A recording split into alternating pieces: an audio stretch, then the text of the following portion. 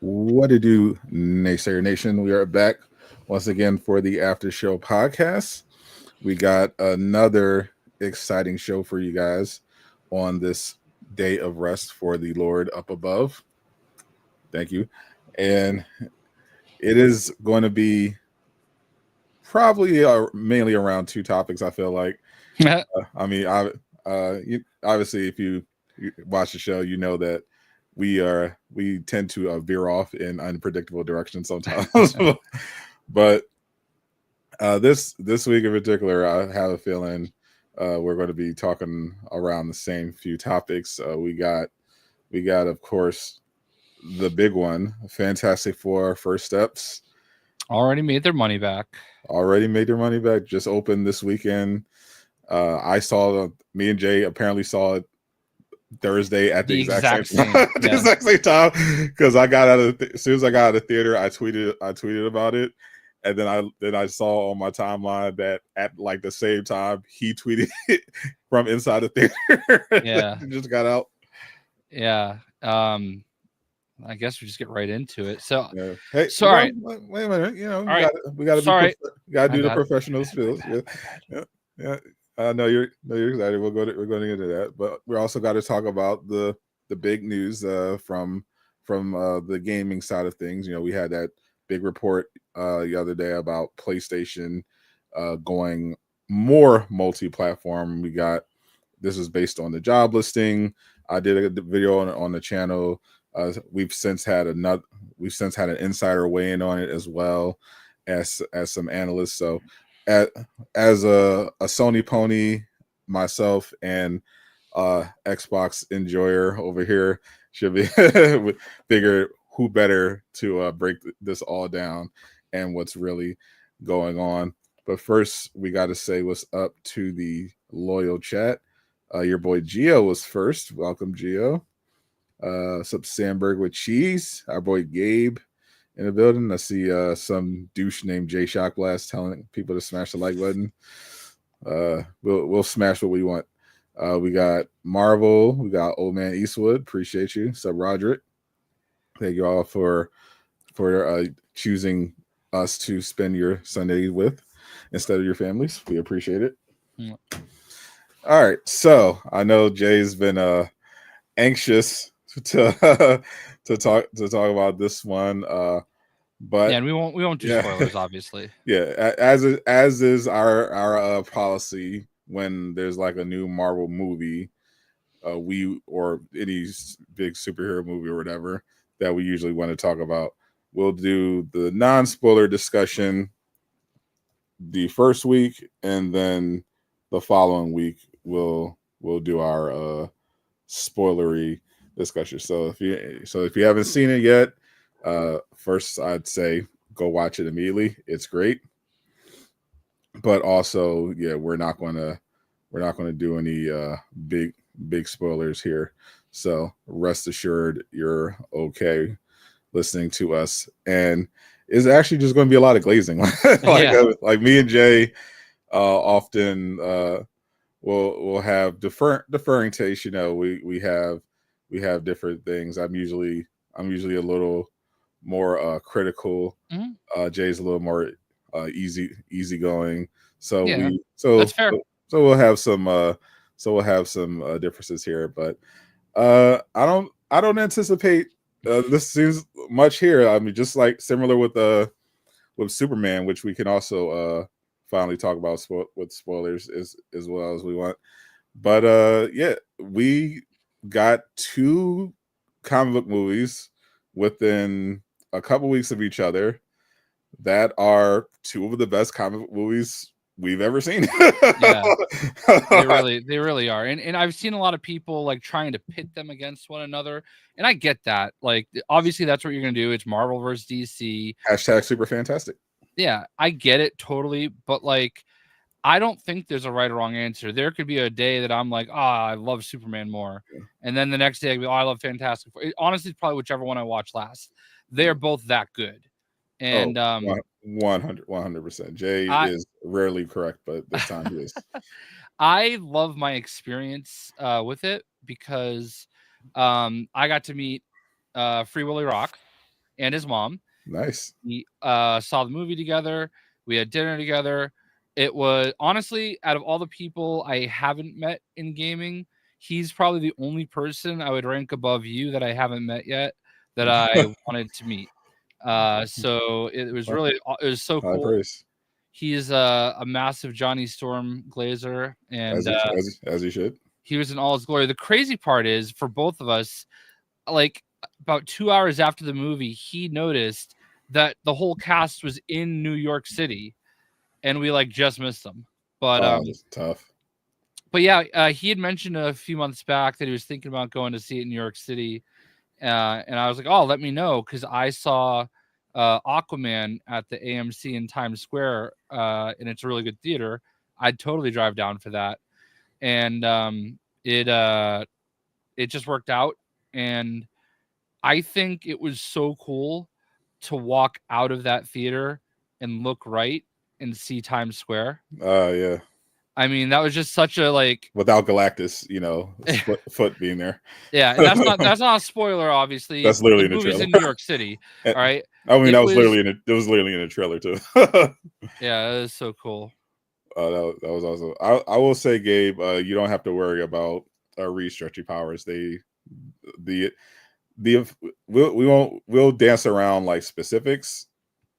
Winter Warrior Project taking your son. Oh, nice. That's awesome. Shout out to Winter Warrior Project. Yeah, you don't have to worry about the one thing you don't have to worry about, and this is a thing we've harped on before. Me more so. Marvel has had some issues with CGI, to say the least. Part of it was under Victoria Alonso, there was a lot of overwork. Reportedly, there would be like times where VFX people were sleeping at their desks because they just couldn't keep up with the volume of Marvel content, because not only were, and as Kevin Feige acknowledged, they were putting out too much. It was like a mandate, of quantity over quality. They were doing stuff without finished scripts, so there was tons of reshoots and all this other. So the VFX team literally just couldn't keep up. So it definitely showed. we noticed this Fantastic Four, no such issue. I have to say, I'm trying to remember. I'm not sure if there was another movie post Endgame that had visual effects like this from the MCU. Yeah, I honestly will. I haven't even thought about like where I want to rank it in my like hierarchy of like Marvel movies or whatever. Yeah, I don't know that it's number one, but like I feel like it's going to be in the top 5 for sure. It's just such a great like adaptation of the characters. Right. I love the fact that they use this kind of like futuristic 1960s vibe. It makes sense. I just can't say enough good about, especially the way it starts. Like both Superman and Fantastic Four did a perfect job of respecting the viewer and understanding we know who they are. Okay. And the way that Fantastic Four just quickly gets you right into the present day is so perfect. It might be the best start to any comic book movie ever of all time.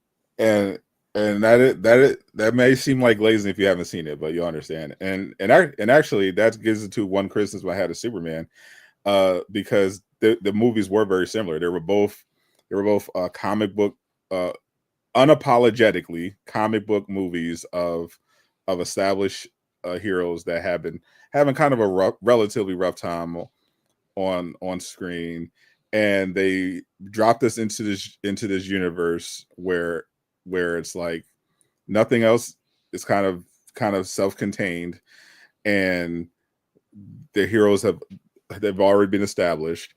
But my issue with Superman was that they just jumped us right into the action, and the fight scenes were cool, but they started it off with exposition, and both did that because even though they respect that you acknowledge it, they're like, okay, well, we're still going to have some exposition, so so you can get into who these characters, what's going on in this current state, so who the Fantastic Four was, how long they've been out, we got all that, and for Superman, we got how how long he's been active, what the world is like, but the difference is, and this is why I think Fantastic Four was a better movie, but Superman was more fun for me. James Gunn just puts a text scroll on the screen telling us, this world has metahumans, and Superman came, and then Superman started doing stuff, and then he's never lost a fight until now. This is all written in text form. Whereas the Fantastic Four essentially did what I wanted Superman to do, which was show us, don't tell us. They had this whole great montage at the beginning, brilliantly set up, that allows us to actually learn who the characters are and what they've been doing in this world, just pure by feats, and it was very well done, instead of just reading on the screen, oh, the Fantastic Four have been active for 4 years, they were scientists, and that's that's how you start a movie. So I'm with you, this might be the best way we've seen one of these superhero movies start, because they nailed it. I thought Spider-Man Homecoming also did a fantastic job introducing the character as well. But yeah, this is exactly what they should have done, and I love that Fantastic Four. The writing was so tight on this movie. I was surprised, honestly. Yeah, I think one thing that I've seen, I think Willie and I talked about it at dinner, and I think I've even seen you say something about it. I actually kind of wouldn't have minded if it was longer. Yeah. Another one. It didn't feel like they rushed anything, but it felt like they could have added some things and it would have been great. We can't get into why, but yeah, there I feel like, yeah, and they did cut some stuff. They did cut some villains specifically. Yeah, but yeah, and that. Oh, did you see any of the popcorn buckets or anything? I didn't. I heard about it. The Herbie one is really good. But so I could have gotten the Herbie one. I decided not to. It's $75. They didn't have it at my theater anyway. Willie did get Herbie. I think he got the Fantastic Car at the next day or something. I saw him post a picture of it. But there were people, many people at my theater, walking around with Herbie and Galactus head. That was $150 right there. Oof. But what I did like about it, though, and I haven't seen other theaters do it, usually the popcorn buckets aren't that intricate, but what they were doing is they were like, okay, if you buy this, we don't have to put the popcorn in it. We'll give you a bucket, and they were like, or if you want to buy this cup, we'll give you a cup for your drink. You don't have to use it right now. I thought that was pretty interesting. It also it's good to see the theaters pivoting a little bit into the merchandising, as Yogurt and Spaceballs would say. We're seeing these intricate popcorn buckets every time, and it wasn't just Galactus head, it wasn't just Herbie. There was also one that was 4-tier layered, and it was all of their powers. And I mean, there was just all these different things you can get. When we went to see Superman, they had little crypto plushies at checkout, and I'm like, that's kind of cool. And then after the movie was over, all right, I gotta get that for Becky. So then we didn't have any fucking merch. Oh, really? Bro. Don't have it. Yeah, my theater is ass. What the hell? You don't got anything. All we have, all I got out of Superman was some 3D glasses, and I recycled those. Wow. So Herbie has a projector and plays the theme. That's crazy. It was really cool. Don't get me wrong, but well worth the money. But I I knew this was going to happen, and Alan Johnson from WB like called me out on my bullshit. So like a couple days before the movie came out, Hot Toys showed off their figures for it, obviously. Of course. And I'm like, I like them. I like these suits. I think I'm gonna wait until they do modern ones, maybe in the future. I'm gonna probably skip these. Cap. Yep. He's like, and he responded pretty much right away. He's like, yeah, I don't think so. he was right. I pre-ordered them. Well, of course you did. We know, if there's one thing we know, yeah, there are a couple of things in this world we know for certain: death, taxes, and Jay spending money on Hot Toys. yeah. Well, the good thing is I've been being more selective lately, and I only have had at that point 5 on pre-order. So only 5. Okay.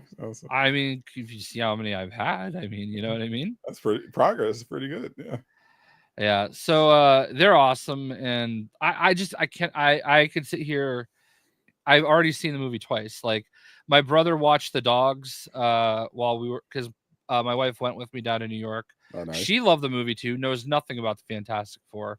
Actually, she was like fascinated with the Thing's love interest. Like she wanted to know her whole story, because whoever the actress is someone that she knows from something else. She's in a couple things. She was in she was her breakout role was probably American Pie. But she also got her own Netflix series. It's kind of this weird sci-fi thing. It's good. She's a really good actress. It's a actually pretty good series. Yeah, we're 3 for 3 on movies lately, because I took her to see Superman, she loved it. Took her to see Fantastic Four, she loved it. And today we watched Happy Gilmore 2. Oh, nice! Loved it. I gotta tap in. I am an Adam Sandler enjoyer. I saw a review by someone like a Twitter review by somebody that I trust, that said the first half is, I think it's actually my friend Tim. The first half is perfection. The second half goes like off track a little. And I said that makes sense. But yeah, she went down, and I was gonna say something else, and I already my brother watched The Dog, so I told him, hey, we usually see movies together. If you need me to go see it again with you, I'll go see it again. So we saw it again. I saw it again Saturday, and it was just as riveting.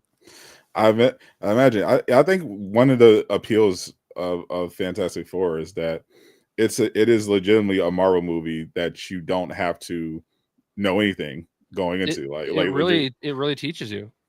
Yeah, because it's in a separate universe, so it's not connected yet to the main MCU timeline. It's very self-contained, extremely well done script that establishes the characters in a way that it's not boring if you already know who they are, and it's very informative and entertaining if you've never heard of Fantastic Four before ever.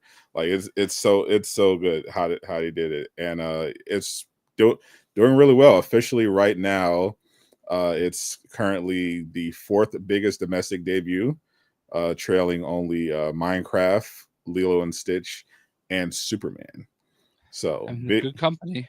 Big win for Marvel. They definitely needed it. The only other thing I want to say, since I just mentioned Happy Gilmore 2, what I thought was really cool is, because Happy Gilmore always wore that Boston Bruins jersey in the first movie. So they do stuff with that again, obviously. And but what actually was cool is the NHL draft was like a week before it came out. And when the Boston Bruins picked, Adam Sandler did a video of him in character announcing their draft pick. Oh, nice. And the kid they took happened, like, Happy Gilmore is his like favorite movie of all time. Oh, nice. And they talked about that, and he flew him out for the premiere. Oh, that's nice. I mean, Adam how Sandler's cool is that? I mean, Adam Sandler's the best. So yeah. So like, I when I saw all that, I was like, oh man, I gotta support this. And anything that my wife and I can agree we both want to see is always a win, because Otherwise, sometimes I get like Happy Wife, Happy Life, Love Island, or she doesn't watch that, but she watches some weird stuff that I don't know. But she probably says the same thing to her friends about me. Oh, 100%. Yeah. I say for sure Superman is more recognizable, Gabe, in terms of IP. Superman is probably definitely actually in the top 3 most recognizable characters ever created. I would say at one point he was number 1. I think Batman would maybe take his place now, and it's him, Batman, Spider-Man, Mickey Mouse. Pretty, I think those are your top 4. Maybe like Darth Vader. Maybe, but I'll tell you, like, I think Superman like transcends comics in a lot of ways. Like, you see Shaq with a Superman tattoo. You see like lots of people with Superman tattoos that you wouldn't expect, Yeah, because Superman, like, he was the first major superhero. Like he was kind of like the face of America at one point. He was like the hero that kind of everyone rallied around and aspired to be. So yeah, he's beyond iconic, and I'm glad James Gunn was able to do him justice. I thought it was great. Yeah, Fantastic Four, I thought was fantastic. I was watching one while we were getting towards the end of the movie. I was thinking it's weird because I'm used to MCU movies either just being mid or like all the way through, or like bad in the first half and like kind of relying on like a third act to pull it together. And the whole time I was watching Fantastic Four, I'm like, I'm trying to find something that's wrong with this movie, and there's just nothing. There's nothing really coming to me. I was just like, this is just the pace was so good, the script was so tight that like nothing was dragging. The plot was very relatable. Yeah, the plot made sense. The effects were there's one scene like I did this privately, but I want to say publicly on the Aftershow podcast. Julia, I was not familiar with your game.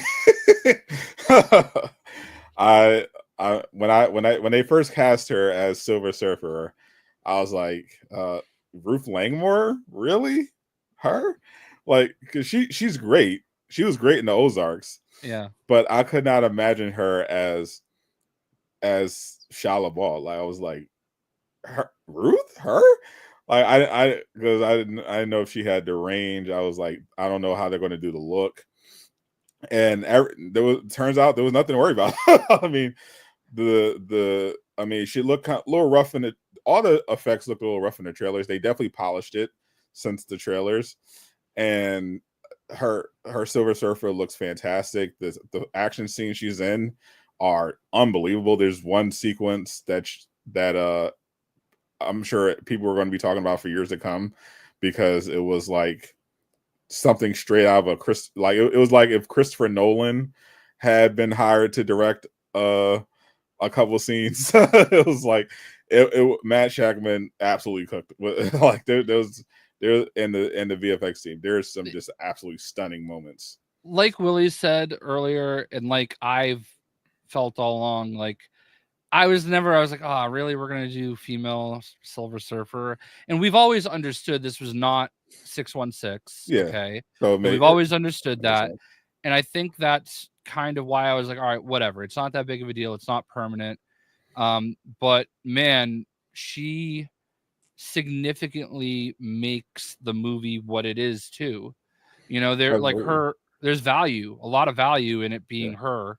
Instead of Norrin. Like, I literally could not imagine, like, while watching, I was like, I literally can't imagine them using like the regular Silver Surfer. Like it wouldn't work at all in this movie. Like it works so much better with her. It's crazy. We actually did an interview with the original Silver Surfer from the Fantastic Four 2. His name is Doug Jones, and he was also in Hellboy. He's like a massive Pan's Labyrinth and a bunch of other stuff.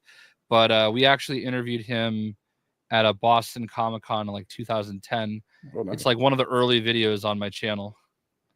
Oh, nice. I mean, that as mid as that movie was, I thought his Silver Surfer was very cool, but yeah, Julia, they absolutely cooked with this one. Yeah, maybe there were a few scenes where the Thing looked a little janky, but like that's me nitpicking. You know what I mean? Like, and it's tough to pull off something like that, you know. And I think it's mainly because I think people aren't used to seeing like what the Thing actually looks like. Like he looks worse in the comics, but they were trying their best to like go as close to the comics that they could while translating it to the screen. And I actually didn't even have an issue with the way the Thing looked, and I love how. And this is one of the things I was initially worried about, how they gave everyone something to do. Like the entire team is essential to the plot. Like nothing gets done unless they're all working together and they all contribute something. And in particular, I think Human Torch fans are going to be really happy because they actually really understood the character more so. Like he's usually portrayed as, just, hot shot, burn stuff, loves the ladies, just no depth at all. And in this one, they reminded us, oh yeah, he's actually really smart and resourceful. and he's extremely important to the plot, to the plot. And obviously Travis hates Pedro Pascal, but I feel like I don't hate him. I feel like the Pedro hate is like forced at this point. Yeah, I never had a problem. I do understand that he's overexposed. He's definitely overexposed, but at the same time, get that money. Yeah, get them. Like I'm not going to knock someone for getting opportunities because he deserves them. He's a fantastic actor. Did you see the video that Loser Fruit did with the cast playing Marvel Rivals? It was fucking masterful, bro. Oh my god, I loved it. So I actually met her like 2 years ago at the Lego 2K Drive event I did, and she's like super cool. I really didn't know much about her, but I know that she's in Fortnite. But like I thought I just watched it before, and I thought she did such a great job with that, all things considered, and they were all like just seemed so into it. And I loved is it Victoria Kirby? Vanessa Kirby. I love that she saw the Malice. She's like, I want that, Pedro wanted it too. Yeah. He was like, oh no, play as Sue. Let her play. No. And watching Pedro Pascal like trying to play himself, Mr. Fantastic, in the practice range and not even being able to hit the practice zombies. He's like, how do kids do this? Like, right. It was so cute. I don't usually comment on other creators' stuff. Like I don't know, but I left her a comment. I was like, I think you did, because she seemed like unsure if she did okay. And I know that feeling. And I wanted her to know, no, you did a great job. She's never gonna read the comment, but she might. Your JayShockblast. But she did a great job. Also, speaking of other creators, just happened to pop up in the feed. Mighty Keith. I feel like he's tough to please. 2 blockbuster superhero movies came out in the same month, and they are both godlike. Superhero fatigue was never a thing. People just wanted good superhero movies. Yeah, that nails it. I always thought superhero fatigue narrative was complete bullshit and cope. Like there's no such thing. Like I said at the time, there's like if you apply that to anything else, it doesn't make any fucking sense. Like I'm a huge anime fan, and winter through summer, there's always a fresh new batch of brand new anime and returning anime, and damn it, I'm always I'm always tapping in. I'm not going to watch everything that comes out, but I'm going to be watching me some anime. And at no point have I ever been like, oh, the new winter anime stuff is here. I don't know. I'm kind of burned out on all this anime. I'm going to skip this season. Never fucking happened, because the anime is good consistently. Like, now if it was ass, yeah, I might have been like, I don't know. Like, it's been pretty bad lately. I might I don't know about this.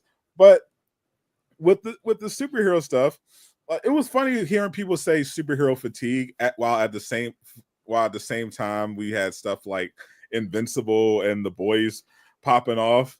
And it's just like and the video games are still like, I'm like, what are we talking about? There's no one's fatigued of a genre. If you love a genre, you're never going to turn it down. But if a company keeps putting out mediocre product, eventually you're going to be a little less inclined to give it your time and money until they show you otherwise. And Marvel was able to ride on the success of the Infinity Saga for a while, and then eventually caught up to them, and people were like, I don't know about this. Maybe I'll sit this weekend out. That's all it was. Yeah, it's because they made poor choices, poor character choices, poor story choices, and then they just didn't come out great. It's 100% proof that if you put out good content, I think you only need to be 75% as good as Fantastic Four or Superman for me to be satisfied. Like, all right, that's good enough. You know what I mean? Like, you don't have to be that every time, but like, there are stories there that can hit that benchmark with lots of good characters. For sure. And Matt Shackman, he was he was the man behind the camera on WandaVision. And I was reminded of how talented he is with the Fantastic Four, because it reminded me of why I initially loved WandaVision, but eventually soured on it, and it was not because of directing, is because of the dog shit writing. Like, the show completely fell apart in the second half, and it's because they were not hiring the right people to lead these projects. Like, they had people literally hiring writers who never read the comics and telling them don't read the comics. Yeah, and it's like, what are we doing? You're making comic book movies and comic book TV shows. Why would you hire people who don't know the comics to do this? Like, it doesn't make any sense. Yeah, 100% agree with that. I never understood that mentality. Like, we're not saying you have to go and make a shot-for-shot remake of the characters, but you have to understand the bare necessities of who they are. And time after time, they just missed it. Yeah, and there are some stories that, while maybe they'll do for shot, you should adapt and keep the foundation, like Secret Invasion. Like, Secret Invasion could have been like a crazy, like, Infinity Saga level amount of content for Marvel. Like, they could have had that extended across shows, movies. Like, Secret Invasion was a massive event in the comics. Yeah. And they just throw it away as one of the worst arguably the worst spy thriller TV series ever created. Yeah, that's maddening to me, because that was such a massive story, right? Like, that was a big deal. Like, you could have used it could have just been like the Infinity Saga. It could have been a whole chapter where you've got multiple movies and the show, because there are some of these characters that just disappeared because they were Skrull. And then at the end, oops, there's the real ones. Now we have to figure out how to, it's kind of like the Snap a little bit too. Like, they're the ones that came back, So it's like that. But maybe that's why they didn't adapt it that way, because it'd be similar. But still, there's a lot of ways they could have done that would have been different. And wasn't that one of their most expensive projects? Oh yeah, it was. I think it cost them nearly $300 million. On what? That's when I started thinking there's definitely someone's laundering money. Like there's no fucking way. like because it did not, like they had, like unless they spent, you know, 100 million or something on just the casting, like maybe they just gave all that to Amelia Clark and Samuel Jackson, because I'm like the effects in the show were ass. and you shot it pretty low key. Like it wasn't like there was like one big CGI battle at the end, but like did that look like an expensive show by any stretch of the imagination? What a waste of Amelia Clark. A complete waste. And of Samuel Jackson, like. Well, I mean, at least he was Nick Fury and like everything else, you know what I mean? But like Amelia Clark is like weak ass Super Skrull that we're never gonna probably see again. Ever. You know? Like they're not. I'm pretty sure they're making Secret Invasion non-canon. Yeah, like they're not even going. We're never going, because we're not getting Armor Wars, and and there's no way Amelia Clark is coming back after how bad they did her. That scroll thing is maybe at best it maybe gets a throwaway line. They're never talking about this again. I mean, it might come up a little bit in not Doomsday, but what's the other one? Secret Wars.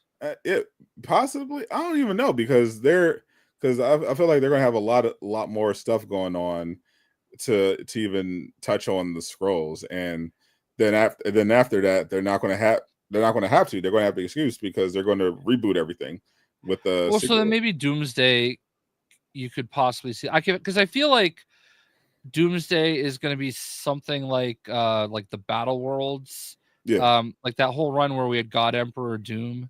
I feel like he's going to just like bring everything together, and that's going to be how we get the complete reboot, you know. And maybe some people will stay, maybe some people will go, but I really think, man, I'm pumped for it. Yeah, I've heard they're actually having talks with Robert Downey Jr. about, according to Daniel RPK, rumor is that they're having talks with him about appearing as Doom again beyond Secret Invasion. I don't think he can ever be Iron Man again, though. I think because he's getting too old, and not that Iron Man has to be young, but like you need to, like, this is your chance to recast him. Yeah, and Kevin Feige mentioned like they're going to be looking, because the new phase, new plan, they're going to reboot everything, and they're going to bring, they'll have some actors back, but a lot of focus is going to be on the X-Men, so that's going to be like mostly full recasting of new characters, and then they're going to bring back some of the established ones, and they'll probably look to go like younger people who are more committed, like like Chris Evans, still relatively young, but he just lost interest in the role. So I think he didn't like staying jacked, like, because he felt like he had to like keep those muscles up all the time, and it was just so hard for him. I think that was part of it too. One observation I wanted to make, though, is Glenn Powell. I loved him in Top Gun. I think he's a great actor. But I think I read something that he doesn't want to be in any of these superhero movies. But then I don't know if you saw the trailers. I saw the trailer for like Running Man. Yeah, I saw. I saw it for it. They played it during Superman and Fantastic Four. And it looks awesome. But like, how are you going to tell me you don't want to be in a superhero movie and you're in that? You know what I mean? Yeah, maybe it has more so to do with the behind the scenes stuff, that maybe they're maybe because there's other stuff people have complained about when it comes to working with the MCU in particular. I could definitely see him joining the DCU, actually, more so. I feel like he'd be more inclined to work with James Gunn. I mean, I see him as Green Arrow easy. Oh, 100%. Like that would be a slam dunk. Yeah, I think sure. This is the only in way I could see him as Iron Man. You know what I mean? Like, but I think like we say here, there needs to be a new Steve Rogers and a new Tony Stark. For sure. get some younger people in there so you can be a part of the new phase going forward. Yeah, I'm all about it. Yeah, he mentioned like how they're looking for a new Bond, they got a new Superman. Yeah, of course they got to look to get some other people in.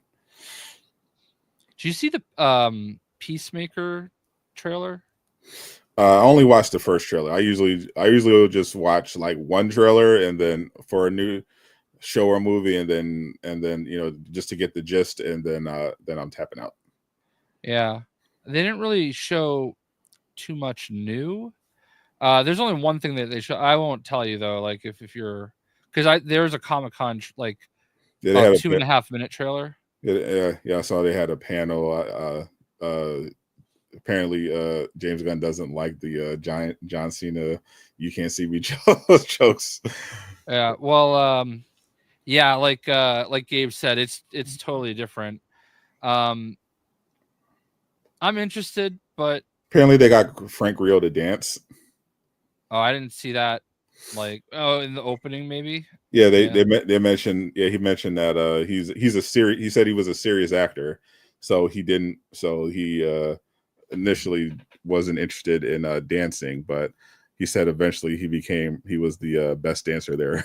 Well, he did announce that Peacemaker is finally coming to Fortnite. Oh, about time. That's great. Oh, let me tell you. Okay, let me tell you a funny story.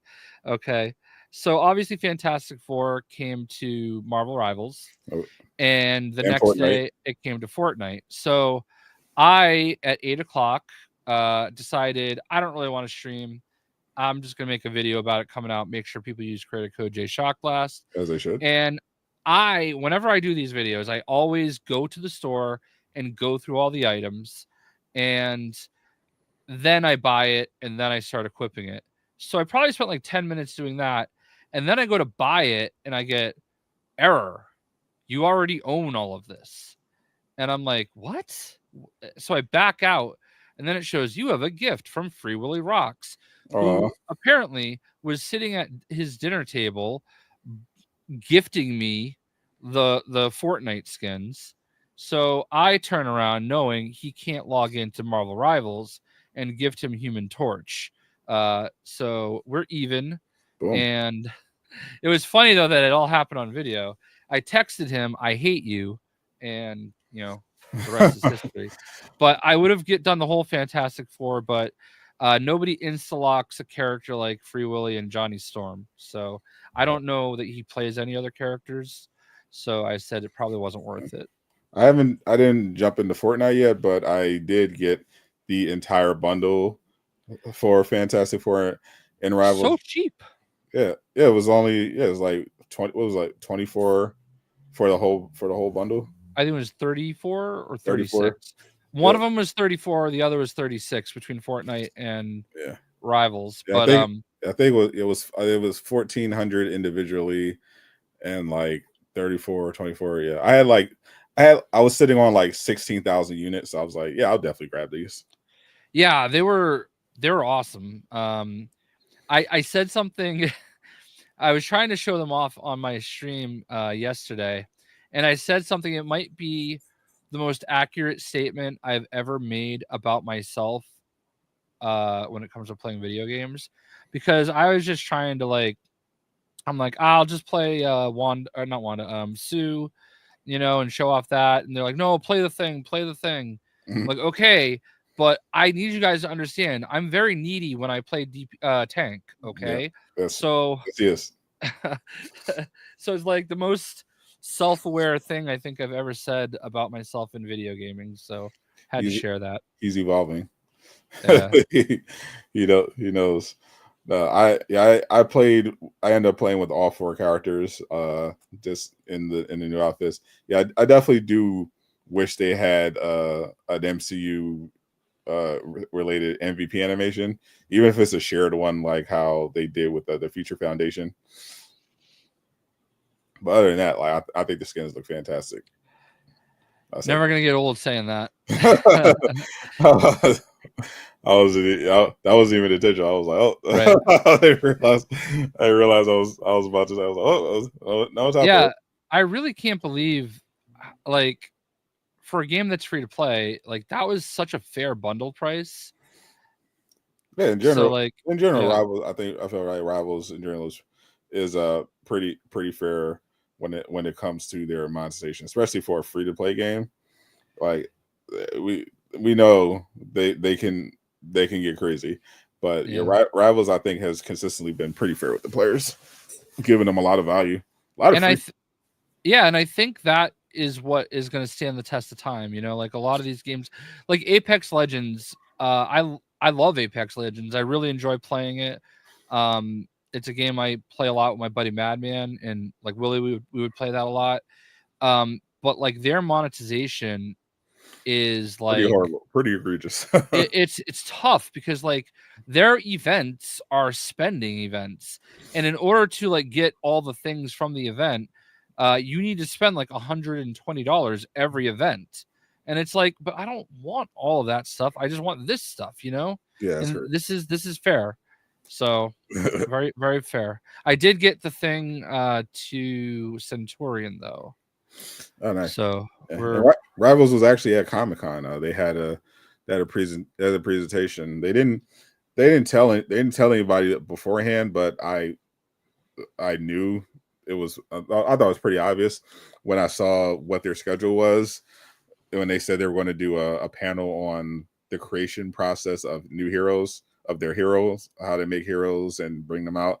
I was like, oh, they're definitely showing Blade here. Yeah. like there's no way they're not going to show Blade here. There's no reason to spend that much money on a panel and not, you know. Yeah, especially with season 3.5 so close. Like, yeah, I was like, they're 100% showing Blade. Pretty sure. I think they revealed. I think it's we know that on the roadmap they had the 8th for Blade launching. So, and they kind of do the same rollout for every new hero. They have the hero trailer and the balance patch and the season content patch, and then they have the early access. So based on that, we're probably seeing Blade gameplay next week, and then he arrives in the game the following week. I saw something kind of cool today. I was just looking at my hat in the reflection, and or in the screen. Borderlands was at the Vans Warped Tour out in California, and they had a special guest. I guess they had one of those like smash rooms where you can go in there and you can like just smash stuff to relieve your stress. They had Ice-T. Oh, nice. Who is notoriously a a lot of people outside. Yeah, so I just wanted to say that real quick while I was thinking about it. Never done one of those. I've watched it. When I went to the Mortal Kombat 11 reveal, they had one of those rooms. And I watch people do it, but I'm like, yeah, I'm not going in there. I'm good. Yeah, I agree. Yeah, I agree, Lucky. Like, obviously they revealed. Yeah, they showed off. They showed concept art of Blade. They showed some of his moves, and obviously they confirmed he's what we already knew, or should have already known. He's going to be a duelist, and yeah, I definitely see a lot of people are understandably annoyed that we're getting 2 new duelists in season 3 when they're currently, without exaggeration, more duelists than supports and vanguards combined. Yeah. And in fact, if you cut the amount of duelists on a roster in half, it's still more than the combined amount of vanguards and strategists, which is kind of crazy. Yeah, I don't know when they're gonna do Deadpool, but I think he should just be a strategist that like just heals people by accident, but also heals himself. But he could also be a tank, to be honest with you. Yeah, he could be a skinny tank. Yeah. Like an off tank. Yeah, but I don't know. There definitely needs to be some. I still don't know. I mean, it's right there. The drawer is kind of blocked right now. I don't want to. I don't want to pull it out. Yeah, I think 3.5 is going to be interesting because a lot of people are kind of looking for a kind of big shakeup, and they did tease the new competitive mode. I'm wondering what that's going to be. Honestly, best case scenario for that competitive mode is that I think they should just go full. I think it should either be a MOBA mode or something like that's just straight PVE, just something like that, because if it's like something gimmicky like 5v5 or roll queue, I think a lot of people are just going to bounce off of ranked again. Ranked again, because rank definitely needs an overhaul. We definitely need a new exciting game mode. I wish they would bring back the auto chess mode, because that's all I'd be playing, honestly. But I'm excited for it still. We have I think we have our secret meeting coming up soon, so yeah, I'm looking forward to seeing what's going on.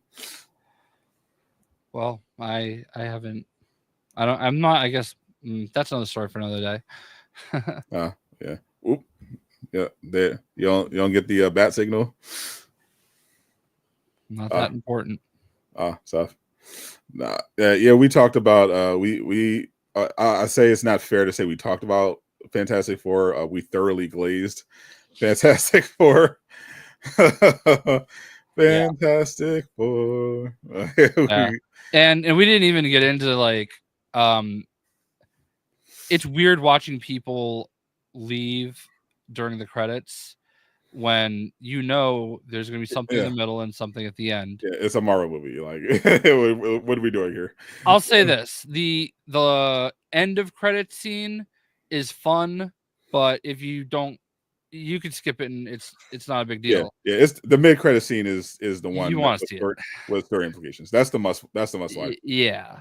I say you should still stay to the end out of respect for the greatness of this movie. Yeah. But if you're like in a hurry, like, and you're worried, the last one at the end of the very end of the credits, it's just a fun little thing. It's just a little cute gimmick for you. The mid credit one is the important one.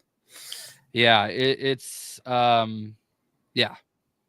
So we'll leave it at that. Yeah, we won't say what it is. I did make a video breaking it down if you are curious about my thoughts on it on the channel, but we won't talk about it here.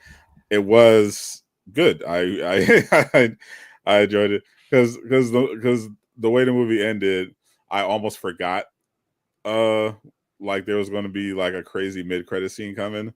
Yeah, I was like, oh, that was fun.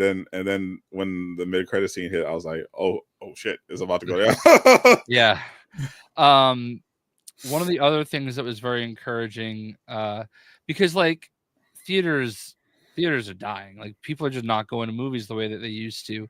When we were growing up, that was like all the rage. You went to the movie theater probably like all the time. Like, Jurassic Park's in the theater. We're gonna go see that. I mean, Borat. We're gonna go see Borat. What was the Waiting? Movie with Ryan Reynolds and Dane Cook and let's go see Waiting. I actually didn't see Borat in theaters. I was in college at the time. Yeah. And in New York, and I actually grabbed a bootleg DVD of Borat while we were walking through Manhattan. This guy had him sell them out on the sidewalk, and we grabbed a couple of DVDs and took them back to the dorm, and we just watched Borat. Yeah. Well, all right. Two things. Let me finish this. Like both showings I saw like packed, like, and that's very encouraging. So that was the main point I was gonna make. But on your point, something funny happened while we were in New York City. While I was driving down, we're at a rest stop, and I texted Willie. I'm like, hey, if you're in Times Square, just don't make eye contact with anyone because they're going to probably try to scam you and sell you something. Like if somebody wants to give you their mixtape for free, don't do it. Oh God. Okay. Do they still do that? Oh yeah. Because after we were done with dinner, we're just standing outside, just like talking and chatting. And this guy's walking up towards us, and I'm like not really paying attention. And I had a Deadpool shirt on. He's like, "Oh, I like him. I like Deadpool. He's really cool." And then like he just integrated himself into talking about Deadpool. And then suddenly I look down and I see the CDs in his hand, and it starts to come up. I said, "No thanks." He goes, "Ah." So like were they actual CDs? Oh yeah.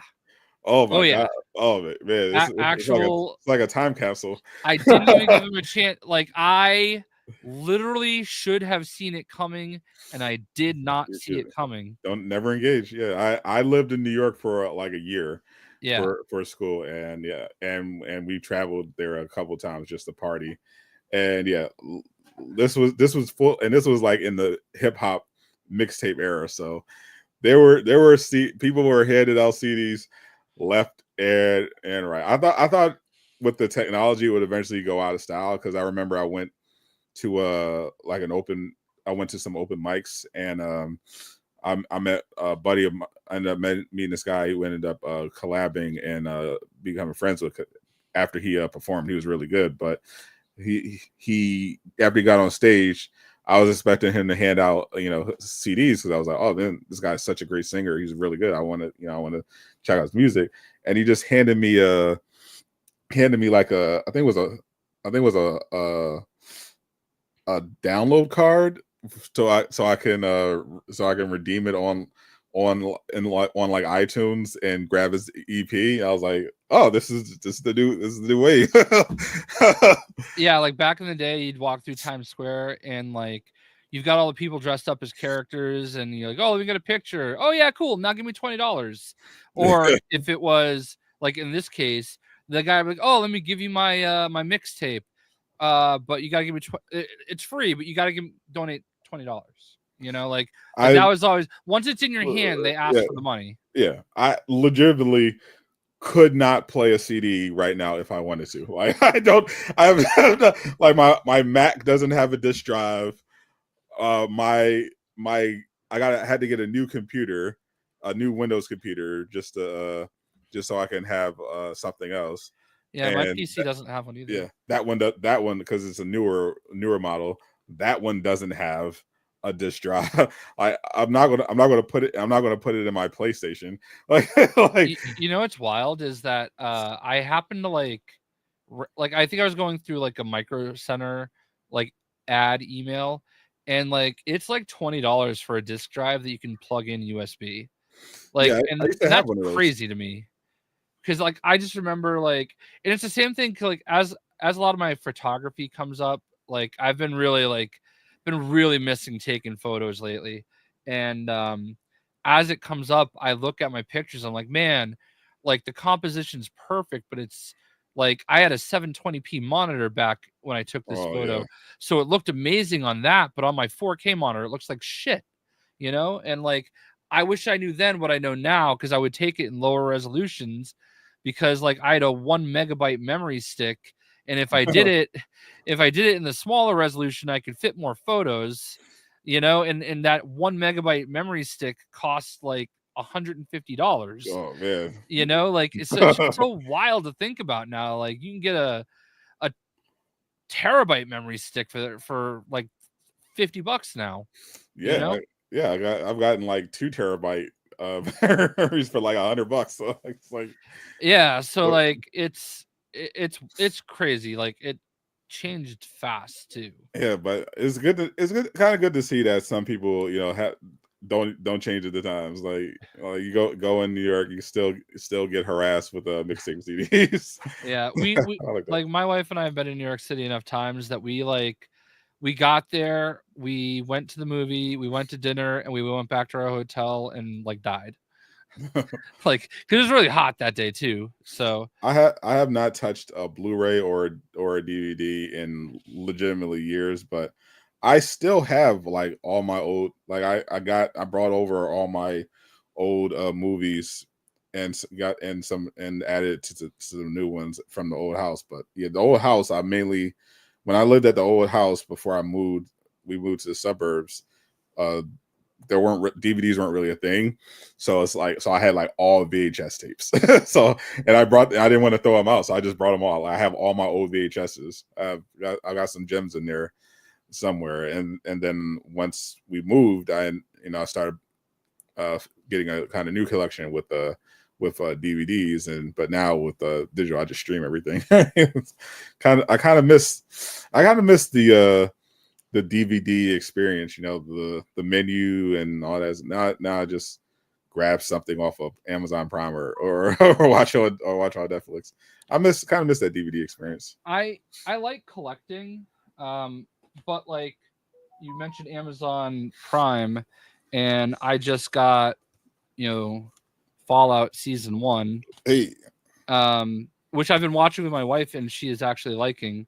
But like one of the things I don't like, and I think this happens with the Disney Plus stuff too. There's no like code for the for like the digital, Oh. They were like, what was the extra? Some like cards of some kind. But like I never actually. Oh yeah, I didn't even look at these, did I? They had like little postcards. Yeah. But they like when they're on like Disney Plus and they're on like Amazon Prime, they don't give you the code anymore, and I don't really love that because my brother and I, between us, like we have one Movies Anywhere account. Like we both use my Movies Anywhere account, and whenever we get a code, we just dump it there, so like we can both log in and watch it. So. I don't know. I like collecting. So yeah, I kind of want to get a collection of newer stuff going. Just in case society collapses, I want to have some kind of storage where I could watch some shows and movies or whatever. I still have 2 VHS movies, and I wish they were in better shape. But they had the old kind of clamshell packaging. I have all of that, bro. I have so many VHS. Like I have VHS tapes that from, because before digital, you used to if you wanted to record something, you had to get a tape and put it in to your VCR and then hit record when it aired. So I have a bunch of stuff like that. And then I was obviously a huge Disney enjoyer back then, so I got all the clamshell stuff. I got all the classic. I got Toy Story, Mulan, all that good stuff. I have a crazy collection of VHS. I still have G.I. Joe the movie and Transformers the movie. I think they're both like 86, 87. Oh, I don't have clamshell, but I do have the VHS of that Transformers and animated Street Fighter movie from back then. Absolute classics. Yeah, have you seen like the casting for this new Street Fighter movie they're making? I think I saw Chun-Li. That's about it. It's fucking insane. Hold on. Let me see if I can get a. All right, so we have Andrew Koji as Ryu, Jason Momoa as Blanca. I don't know. That's gonna be interesting. Kalina Leong. I don't know who that is, but she's Chun-Li. She's hot. Roman Reigns as Akuma. That's weird. David Dasmalchian as M. Bison.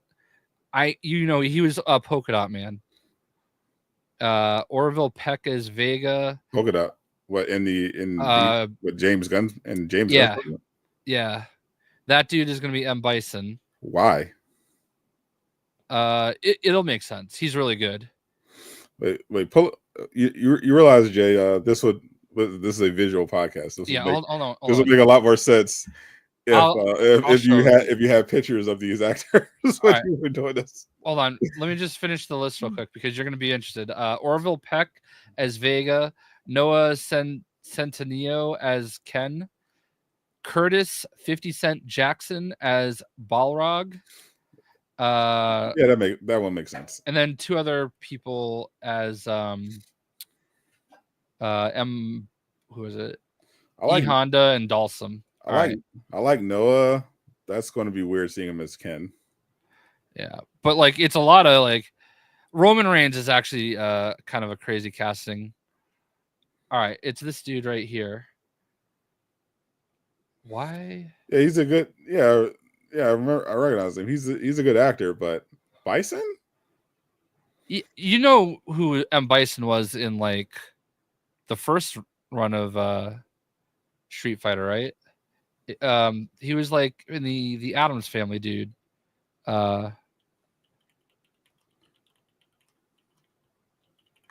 It was hold on. I did that wrong. You did that completely wrong. Professional broadcaster here. Yeah. Raul Julia.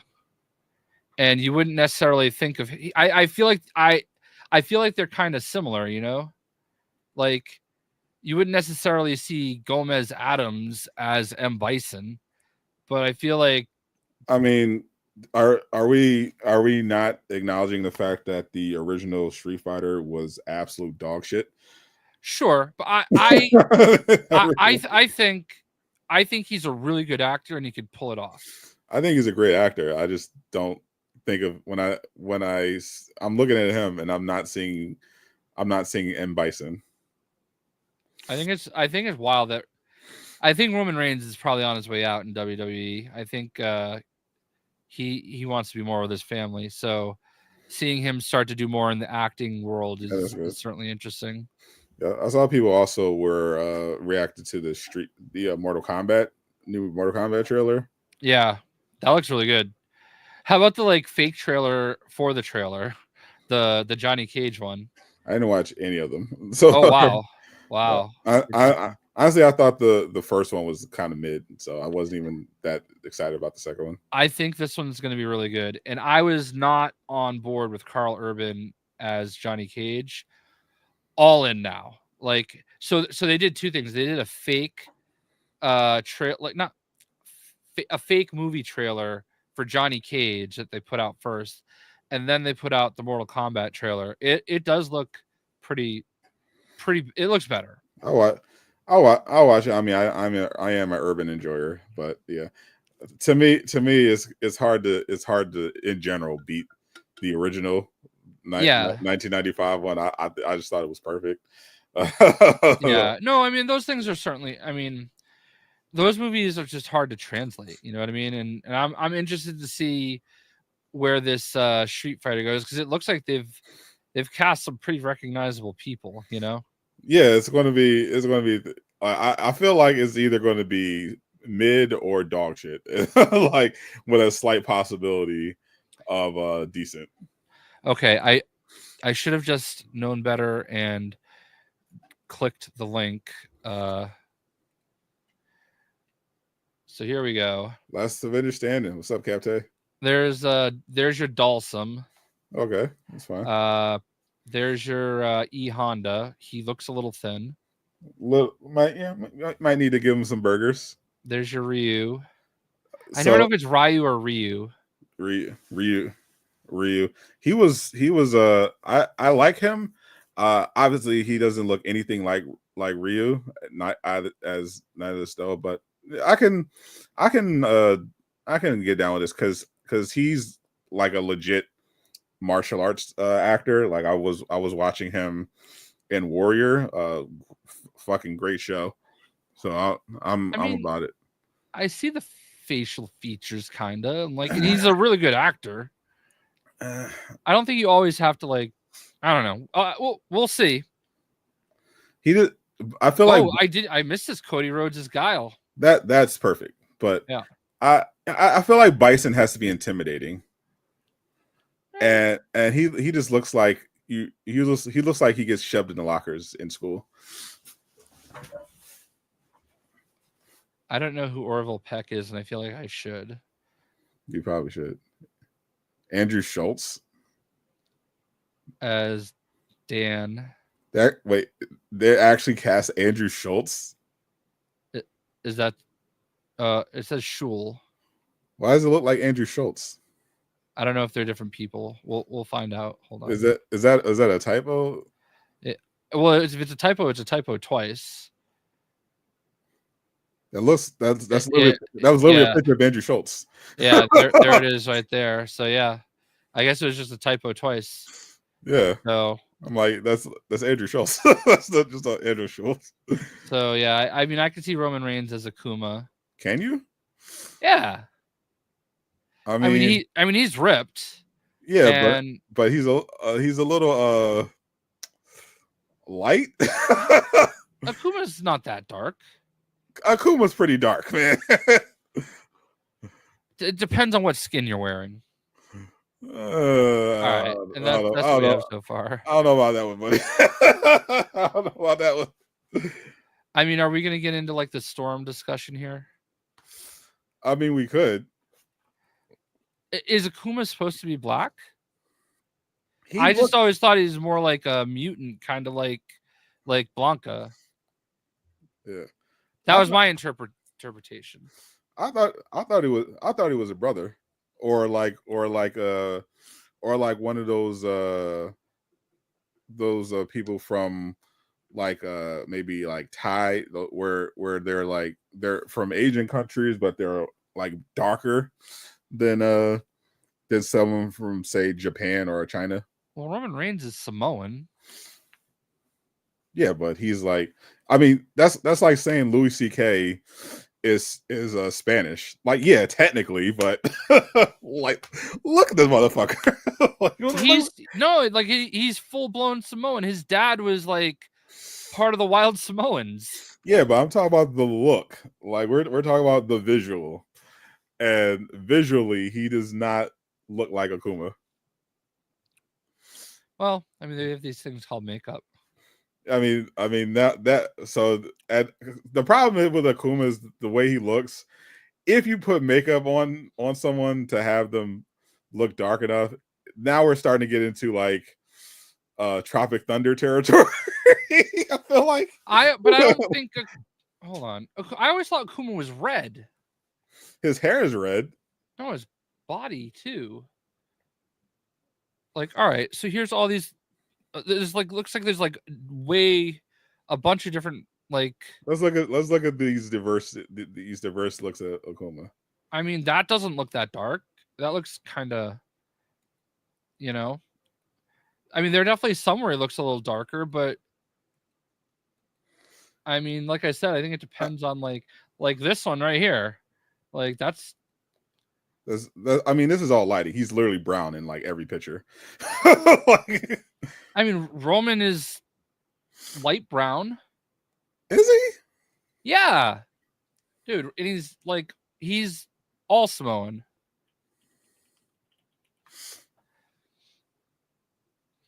I mean, come on, man. He's even got the Ulafala. Yeah, I have no doubt of his Samoan credibility, his Samoan credentials. But if we're just putting up an image of his face, that's a white man. like I don't think it's that much. That is a white complexion. It's like, all right, so you know how there's the sliders on like skin color in video games? Yeah. It's like one notch down from Akuma. It's like 5. No way. I don't think so. Bro is as black as Rashida Jones looks. Like, what are we talking about, bro?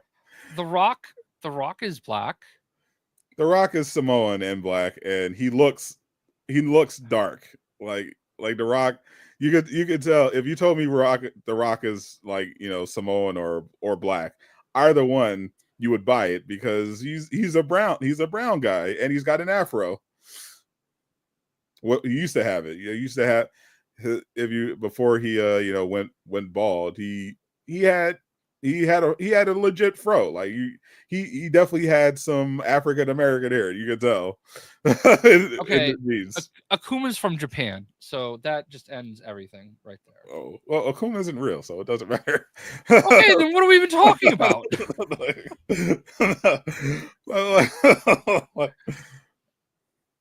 Hold on, what does it say here? Oh, it doesn't have a skin color. I'm like reading the official Street Fighter fandom account. It only talks about his hair.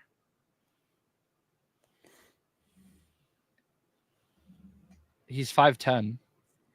Short king. Yeah. So, ooh, it has his dislikes. Unknown. So he's just a typical brown man with red hair from Japan. Yeah, makes sense.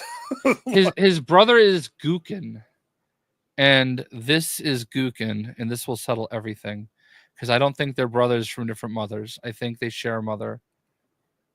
So there you go. That is also a very Japanese-looking man. I'll see Thanos right now, and now I just see your stupid face. Well, listen, I understand downgrade, but you know, you don't look Guken, Jay. I don't even know what that is. That was the guy's name, to be clear. So I don't know. I thought the casting looks pretty interesting. Interesting is definitely accurate description. I'd say there's definitely some interesting choices. It's gonna be weird with they're gonna have Cody and Roman like out while it's filming. That's like two of their biggest draws, and I'm sure John Cena will be gone by then. So, oh yeah, well he's definitely full in acting now. Speaking of wrestling, I did not. I don't know if you had a take on Hulk Hogan passing away. Yeah. I actually kind of forgot. Yeah, we had back-to-back days. We lost Ozzy.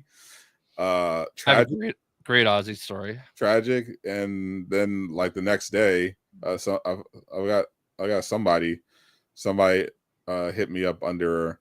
I think it was Gabe said under a video that Hulk Hogan lost Hulk Hogan or something.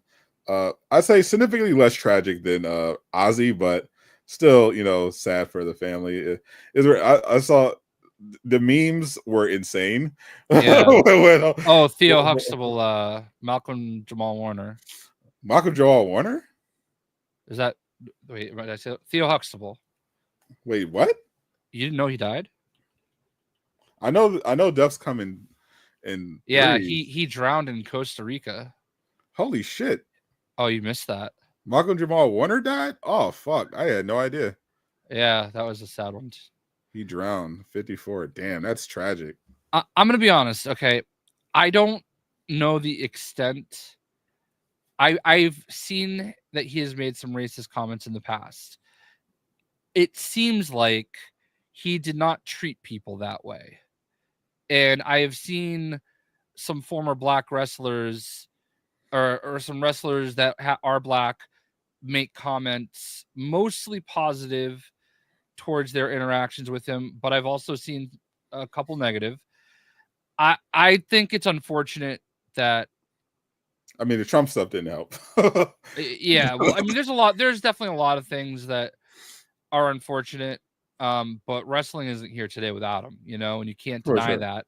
Like, not that I'll watch wrestling anymore, but but like I was there in the 80s, like for the whole rise of the WWF. Yeah. I was there in the 90s. That's where I was obsessed with wrestling. So I definitely acknowledge for sure Hulk Hogan was absolute legend. Yeah, it's very complicated, and it's it's always tough when someone dies who did great things, but also was kind of a piece of shit.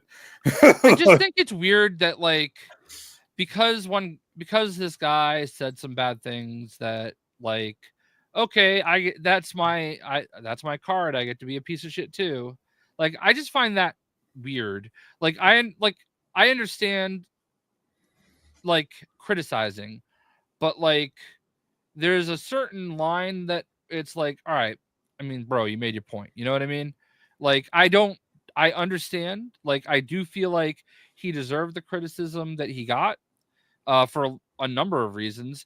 There was once a video he did for SingStar with his daughter, and it was I put that video up, and it actually got me a copyright strike, even though it was a promotional video that they emailed me. They struck everybody that uploaded it because it was so cringe It was so awkward. Like there was like a blurred out scene where like he was like showing his balls while his daughter is singing into the microphone. So there was some weird shit for sure. I'm not saying he was always perfect or anything, but like I don't think perfect is the bar. It's yeah, I think it's no, acceptable member of society. yeah, but I feel like he was that for such a long time, and like I don't know, or he just hit it, or he just hit it better. Like but like the thing that he was like most famous for in the 80s was his team up with Mr. T, you know? And I don't know. It just I saw like there's the Dudley boys. shout out to Dudleys. Yeah, Devon Dudley posted a really long thing about because they work together a lot, and I don't know, it's hard because like you see it's separating the artist from the art kind of thing, you know? Yeah. No, Hogan had a black friend, right? You know, like Yeah. but they're like it's weird. Like I was never a big Hulk Hogan fan either. So like, but it's so hard, and it's gonna be even harder when Vince McMahon goes. It's gonna be weirder then, you know? I don't think that's going to be weird at all. Yeah. people are all like at this point. Vince's legacy is the crying meme, And it should be for sure. But like, it's also one of those things where you cannot deny like what he did. You know what I mean? So it's like it sucks. It sucks that it has to be like that, you know? But yeah, I found out while I was driving down to New York City, my brother texted me and I saw it pop up on my phone, but I couldn't like actually acknowledge it. So like I was like, wow, that's interesting. I'm wondering how that's gonna go. And I certainly saw it. You DM'd me actually. That's what it was. Yeah. You said Black Twitter was like dancing on him. Like yeah. I saw Hulk Hogan died. I immediately went to Twitter, and then the first thing I saw was Black Twitter memes, and I was like, "Oh Lord." yeah. Like I get it. Oh no, it was so weird. I Like get it. it's yeah. I legitimately moved. Like I was definitely more so like more so upset by Ozzy dying than Hulk Hogan, honestly. And I have such an amazing Ozzy story. Let's hear it. I sort of met him once. Okay, so it was on the Black Christmas tour. He was on tour with as Ozzy, not Black Sabbath. That's fucking crazy. Yeah, I remember that too. Yeah, on live TV. Yeah. But anyway, so I got to see the show in Hartford and Worcester, and for the Worcester show, I had all access passes for both of them, but I got to bring my brother with me. My brother, I think, was like a freshman in high school. Ooh, so we're hanging out, we're watching the show, and there's a band. So it was Ozzy, Rob Zombie, Mudvayne, and Soil, and another band called No One. So I kind of knew Soil at the time. So did someone know who they were? Yeah, right. Yeah, they were the opener, so no one knew. So at this building, the Centrum, the only way to get to the locker room area was like a service elevator. So I'm wave my all access pass, get on the elevator, and as we do that, the band Mudvayne, all in makeup and everything, are walking towards us and get on the elevator with us. They had just done a signing, so that's already kind of cool. Yeah. So we go down like 2 levels, elevator opens, and Ozzy is just standing right there in front of us. Wow. And he looks at us as we get off the elevator and just goes, "Cover your ears." And where the elevator came out was at the side of the stage, and Rob Zombie's pyro goes off. Oh shit. And then he just turns around, looks at us, smiles, and walks away. Fucking and we all just kind of looked at each other. Like we didn't know them, they didn't know us.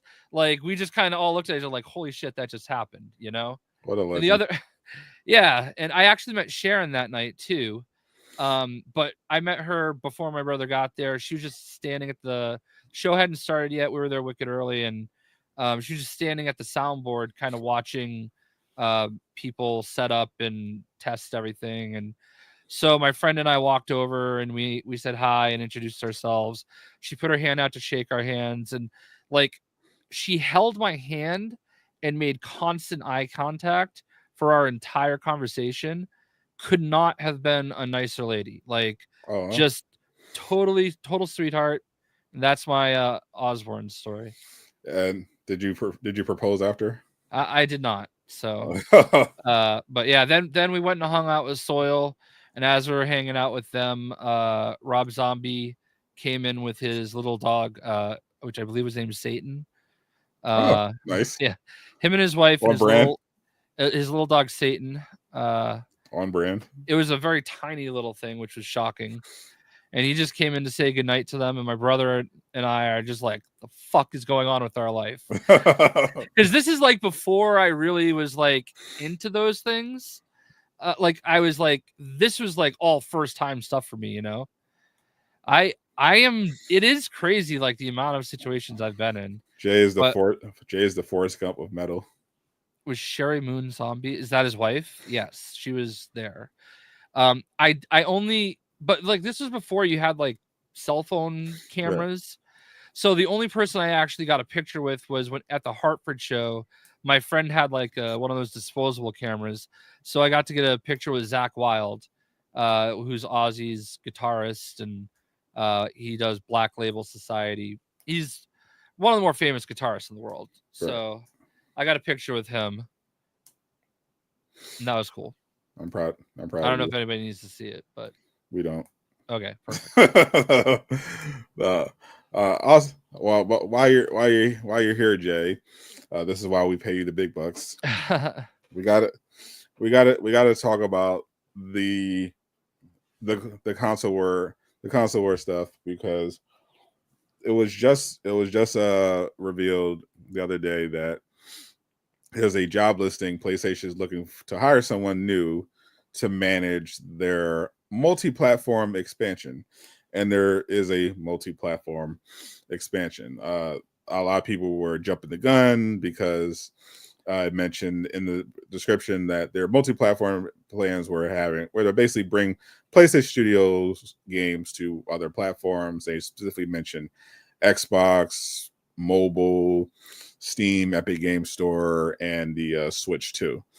And there was some nuance in there, like I mentioned in my video. Like they said specifically, they were looking to do mid-range or out of year stuff, meaning stuff not port games that are launching within the same year, but maybe having stuff come out like they kind of what they've been doing PC, like having stuff here. And I saw Shinobi. He's a really famous insider, probably up there with like Grubb and Henderson, everything like that. And he mentioned that he agreed that people are like kind of overreacting. He said essentially Sony is definitely thawed. They're definitely more open now to when it comes to the console exclusivity thing, but they're not going to like go full third party like Xbox is doing. It's more so, yeah, they'll put stuff, well, maybe put like live service games on Xbox if it makes sense. They'll obviously keep doing PC ports, and they'll like maybe do more projects like Lego Horizons, which launched on all platforms except Xbox, but on Switch, day one on Switch, stuff like that. So it's not it's not the craziest shift, but it's significant, that they're even considering putting stuff on Xbox now. We just saw Helldivers go announce they're going to Xbox. It's definitely a sign of the time. As a Sony pony, I honestly don't care. I think Sony is doing, because it seems Sony is being strategic about this. They're just trying to capitalize on the fact that there is money to be made. Obviously, Forza, best-selling PS5 game of the year so far. And I'm just thinking of if they did something like did a remaster of, because I just did a video about this recently, because Sucker Punch was talking about, the creative director was talking about how he wanted to do Invincible. He wanted to do Infamous again. And I'm just thinking, what if they did like a remaster of Infamous 1 and 2 because those are stuck on PS3, and like drop those like day one on PC, and I feel like and PS5. I feel like that would be pretty, or on Switch too. I feel like that would be pretty big for them. I feel like we're getting closer to the end of exclusivity in general. I think there'll always be some aspect to it, but I think there's nothing wrong with timed exclusives. Like I know Xbox with some games they're gonna just do day and date across the board. Yeah. But like I don't think there's a problem if they end up putting out Spider-Man on Xbox. I don't think there's a problem if they try to like expand Horizons onto Xbox or God of War. Like I really don't see why that would bother anybody. Like you got your experience, you played it, you're gonna want to play on PlayStation anyway. I think people should be able to play games on whatever platform they want. Get your money. You know what I mean? Like if it doesn't cost too much and it's not too complicated to make it multi-platform, then do it. As long as like, because I've noticed like there are some games that are exclusive to PlayStation where you can tell that they used the PlayStation's resources specifically to do certain things. Right. And as long as it's not going to get in the way of them doing that, who cares? I think I have always been against Spider-Man being PlayStation exclusive. I think that is a character that we just talked about, one of probably the top 3 or 4 most recognizable characters in the world. That's a character that should be everywhere. Everybody should have access to it. So do you think just in general licensed games should be multi-platform? It's not like Spider-Man for sure. Like I understand like what about Green Arrow? Yeah, like I think everybody should be able to have Green Arrow. What about Squirrel Girl? Fuck Squirrel Girl. Nobody should be able to have Squirrel Girl. Yeah, I think like God of War, okay? If they said no, that's ours, I get it. That's their IP. They made it. But like when you're like Wolverine is such a universal character, like it's not I feel like it's segregation, like buy this or else, on like something that's super popular for reasons other than your platform. You know what I mean? I can see the case for like timed exclusives for licensed IP and holding on to owned IP. I think more so the thing that I think Sony's also keeping in mind is that it's good to expand because there's definitely money to be made, and you want to make sure you're growing with the times. That's why they started doing PC ports, because they realized how big of a storefront Steam is. But it is important at the same time for Sony to have exclusivity, especially if they're still putting out consoles, because the main reason that they've been beating Xbox is because of people wanting to be in that PlayStation ecosystem because of those exclusive games. Like that's really the only way they've been able to hold off Xbox, who have Microsoft with their infinite money glitch backing them. Sony as a whole, as a company wide, Sony's not that great with business wise. They're all their, if you look at their other divisions, most of them aren't doing that great. Definitely not even close to the scale of Microsoft. They're kind of, the entire company's kind of being propped up by PlayStation. PlayStation went away, they kind of be cooked. But you know what I think they see? I think they see the next Xbox is going to have Steam integration. Yeah. So it's inevitable. If you have an Xbox that has the Steam storefront, you can go buy Spider-Man. You can just play it on your Xbox.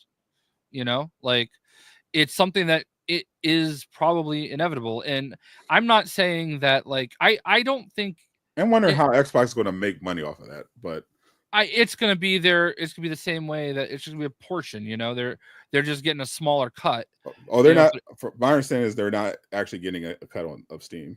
Oh, then I have no idea. But yeah, I think that was the confusion. Like insiders were talking about this. Like, yeah, they're not getting a cut of Steam. So what the fuck are they doing? I think that it just makes them more valuable because look, it's easier to hook an Xbox up to a TV than a PC in your living room. You know what I mean? 100%. Like, and to be clear, I would definitely buy that Xbox. Yeah. So to be clear though, I've had the same stance with Xbox going to PlayStation. I've said the exact same thing. I'm all for it. Let PlayStation play Gears of War. It sucks. I actually here we're getting E-Day and State of Decay 3 day one.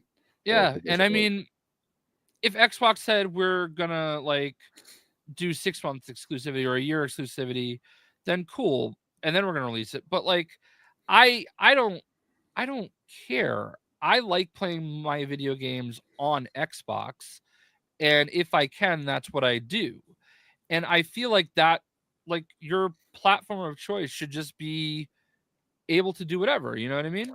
What's up, Armani? Appreciate the 5. There has been no new news yet for Rise of Hydra. Nothing, as far as I know, nothing's changed.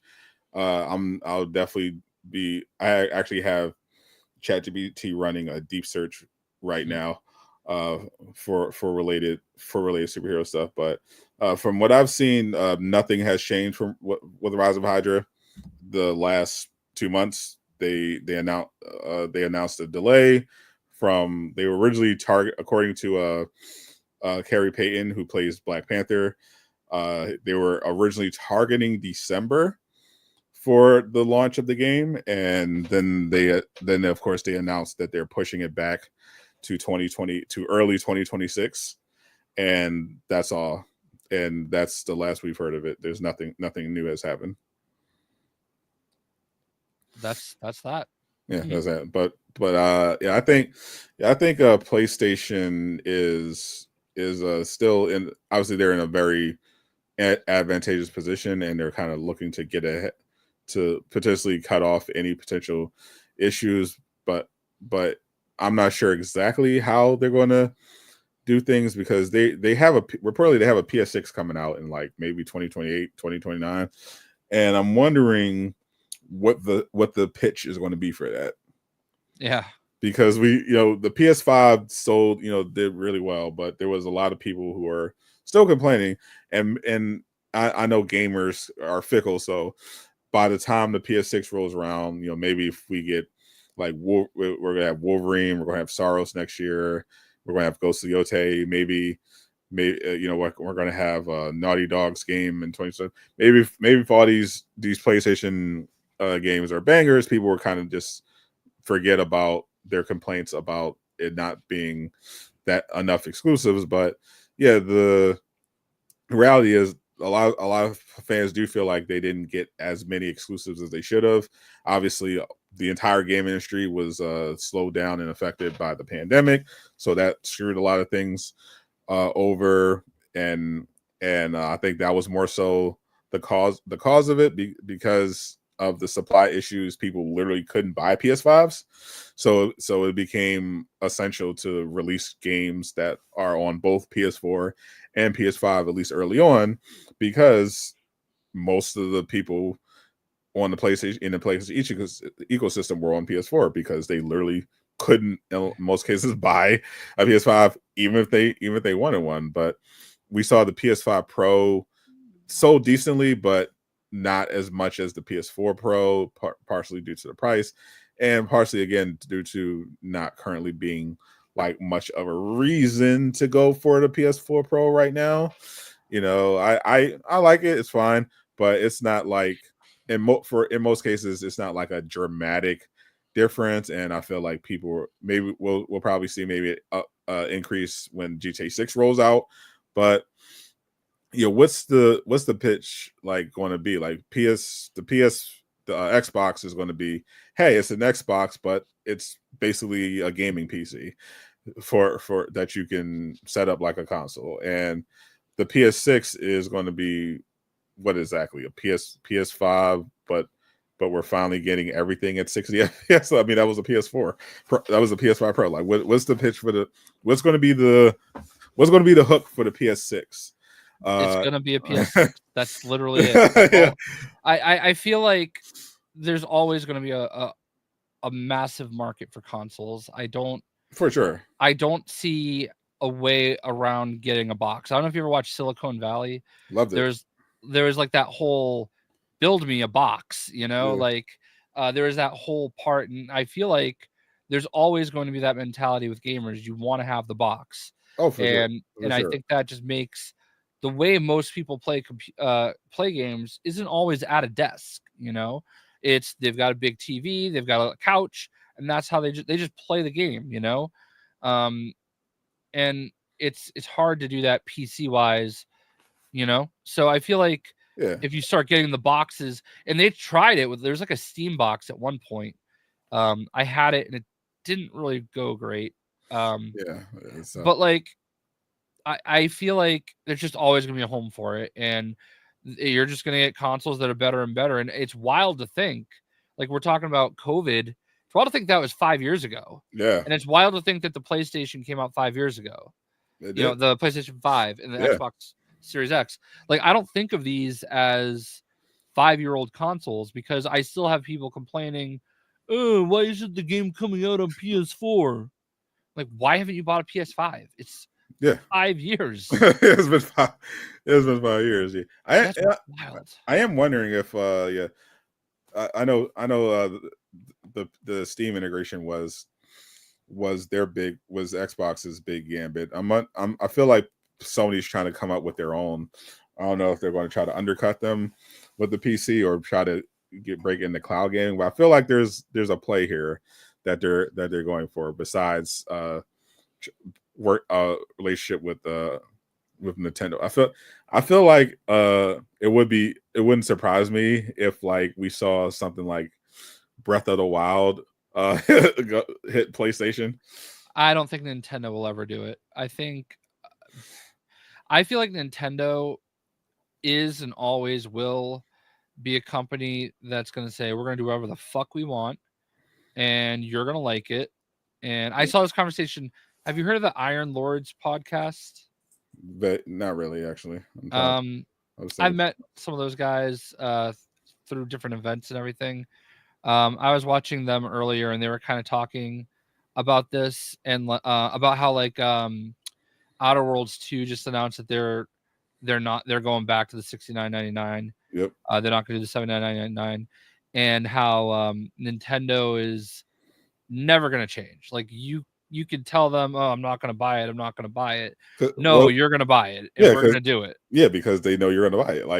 Like we saw all this virtue signaling and hand wringing about, the Switch too. I can't believe they're charging this much for Donkey Kong, and the Switch is not. I'm not. If you care about gamers, if you care about it, you're not going to buy a Switch too. And then it broke like every console record, and I knew it would. Like all this yapping, they're going to buy it, and it was like some of the loudest people shitting on Nintendo were caught buying it. So I was like, bro, like we know it, this is why Nintendo isn't going to change anything, because they know that you're going to come, and this is actually another argument why exclusivity is important, because Nintendo is going to Nintendo, and there's nothing anyone who's going to do about it. Now the Nintendo is like an extreme example, and the risk is always, someone kind of undercutting you, like with Power happen, but Nintendo, that's why they have their lawyers always on standby. But you do want to at the same time be like kind of open to some expansion, some multi-platform expansion. Like we saw Square Enix make this pivot after they didn't like the sales of Final Fantasy VII Rebirth and Final Fantasy 16, so they're like, okay, well, maybe the issue will be relieved by putting it on more platforms. Sony doesn't really have issues selling their single player games ever. It's the live service ones that have been more so hit or miss, and I feel like those are definitely something that should be launching on multi platforms, at the very least PC. Yeah. One of the guys that was on that podcast, I guess, worked at GameStop, and another Nintendo story he shared was that there were actually people that were pissed that the Mario Kart that came with the bundle was a code. So like they were pre-ordering the one without the code for the same price and buying Mario Kart for $80 so they could have the physical copy. Now keep in mind that you save $30 just getting the bundle. Yeah. like it's wild. Like I mean, I get it. I'm a physical collector. I mean, I got that's an understatement. I got the physical for Donkey Kong Bonanza. I do not know how to make content around this game. It's weird. It's a really fun game, okay? But like this is like Hulk the video game because like everything in the atmosphere can just be destroyed.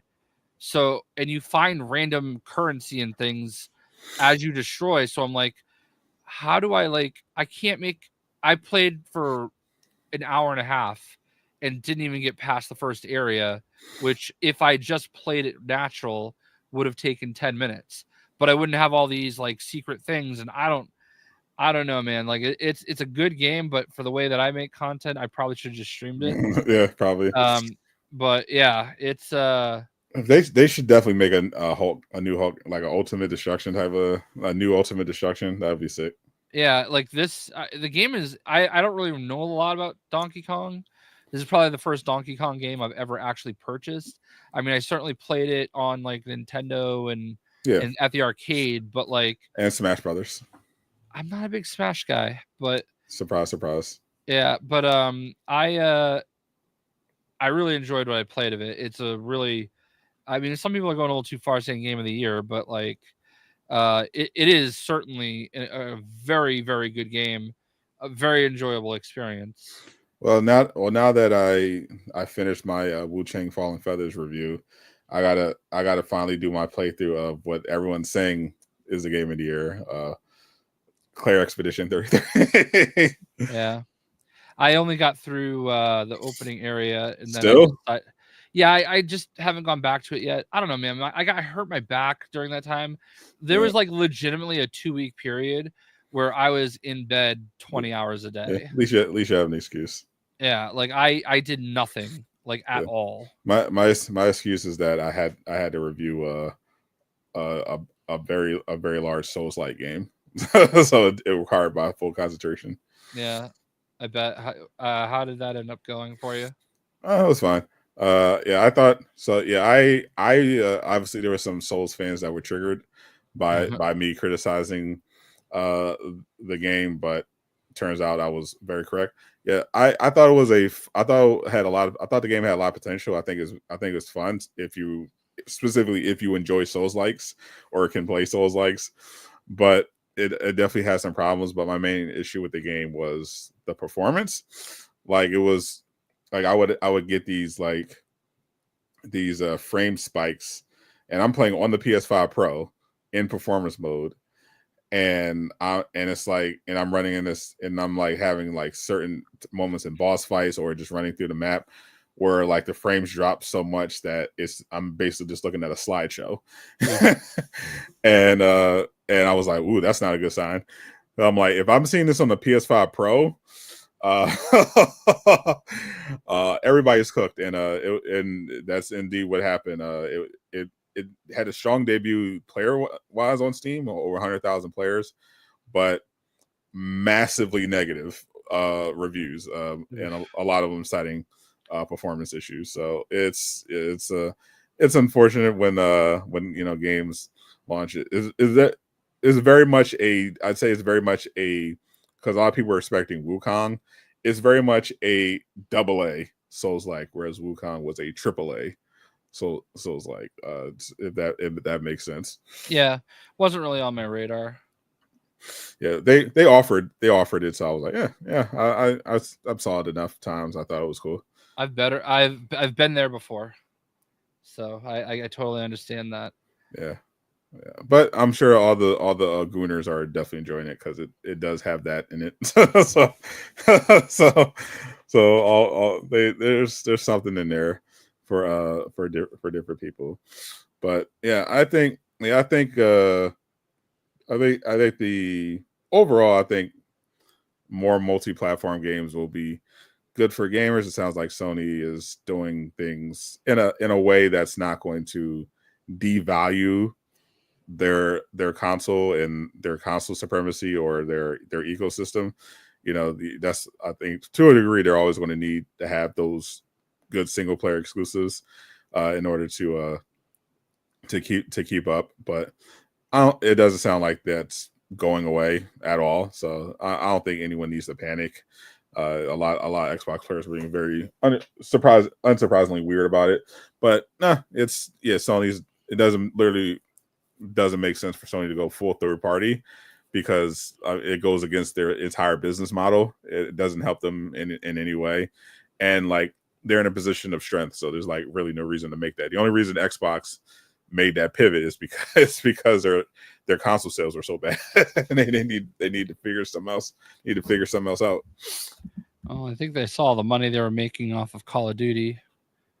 They still not what they paid, but yeah, I mean, I think that'll take some time, obviously, but they go over years. Yeah, they realized that. Well, they were like, okay, well, Starfield didn't go how we thought it would go. Yeah. We just spent $60 billion or whatever on Activision Blizzard.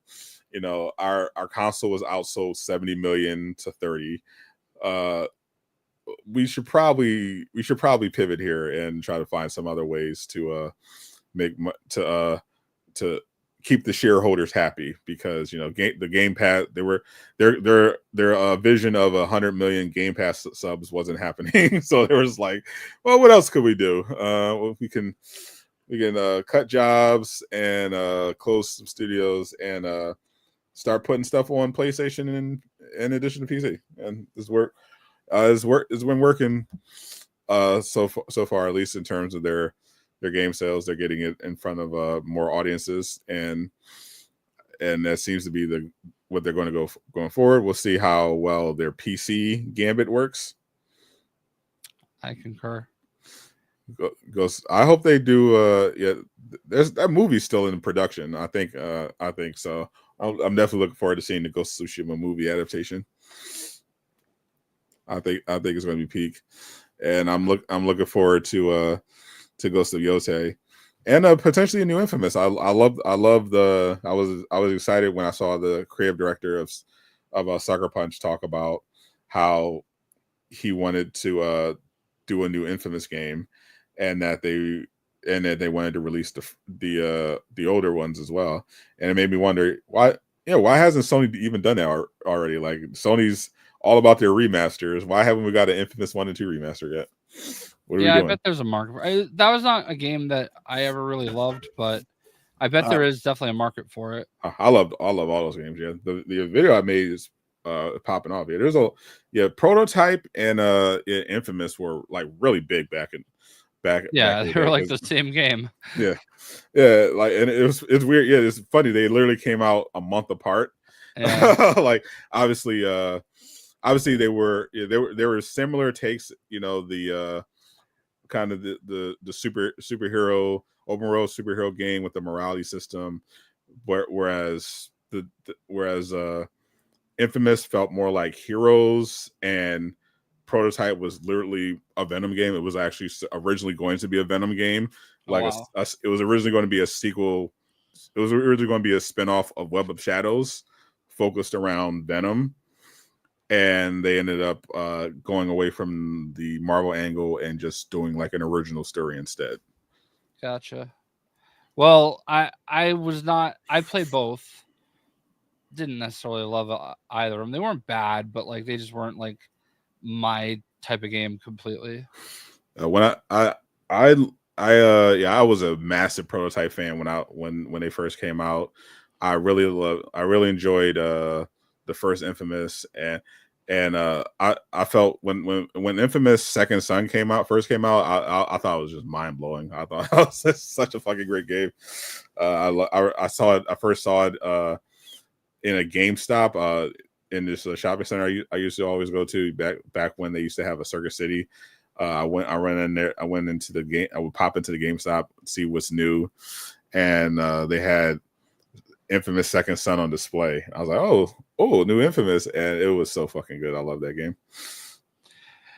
I remember that was one that was based in Seattle, right? Yeah. Yeah. I remember playing some of it and liking it, but I don't think I ever really finished it. Yeah, I did I got it for from the PlayStation store recently, relatively recently, and because you can get Infamous and you can get Infamous Second Son and you get the First Light DLC, and I played both of those. I think I even did a stream for them. They're still so fun. Like they so well. They definitely got to do a remaster, and I would love a new sequel. That would be absolutely sick. Play whatever. So he was a little cryptic. He said, "Yeah, we would love. I want to do it." He said, "I want to release the first two. I want to release the games. I want to do another game, but right now we're focused on Ghost of Yotei." I'm like, well, yeah. I mean, but that game's like pretty much done. So I thought it was an interesting choice of words. Maybe a little hint of potentially their next project there. I see you, Nate, over there. But I think Ghost of Yotei is going to be fantastic. I can't wait to play it. 100%. And I would honestly not want them to put a single ounce of effort into an Infamous game if it means not doing a third Ghost of game or delaying a third Ghost of game. I actually like the idea of them like alternating. Like, you know, they did. We got decent. We did get like we got 3 Infamous games, multiple 2 generations apart, and a DLC expansion, and then they dropped Ghost. Then they dropped Ghost of Tsushima, and now we got Ghost of Yotei. So I definitely wouldn't mind another Ghost of game right after this, or they do some expansions or whatever. But I definitely think at the very least we should get remasters of 1 and 2. Yeah, and they don't even have to do that. Like usually they usually usually farm that out. Yeah, they can farm that out. Like Xbox farmed out the Oblivion remaster, obviously if they want to do a PC port, they usually get Nixes for that. Yeah, I mean apparently that Oblivion remaster has been doing great.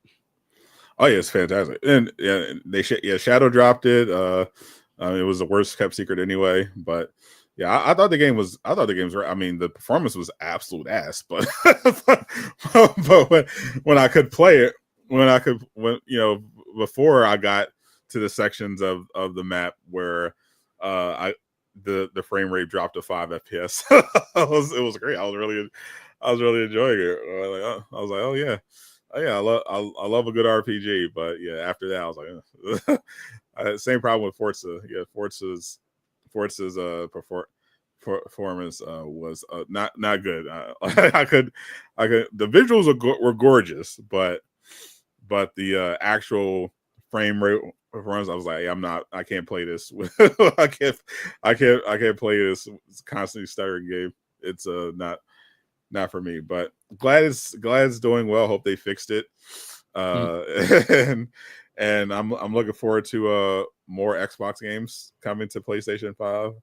I heard Fable may have slipped to 2027, but I'm hoping that game is good. Yeah, I mean, I understand people being like, "Oh man, that sucks," because I get it, but no, I want them to take it as long as they can to get it right. Yeah, in the case of Fable, which I'm already skeptical of, take your time, please, please. As I'm still not sold on that one, but I'm definitely looking forward to getting State of Decay 3 on PS5 because I did enjoy that game quite a bit, and Blade obviously when that comes out, which they're targeting reportedly.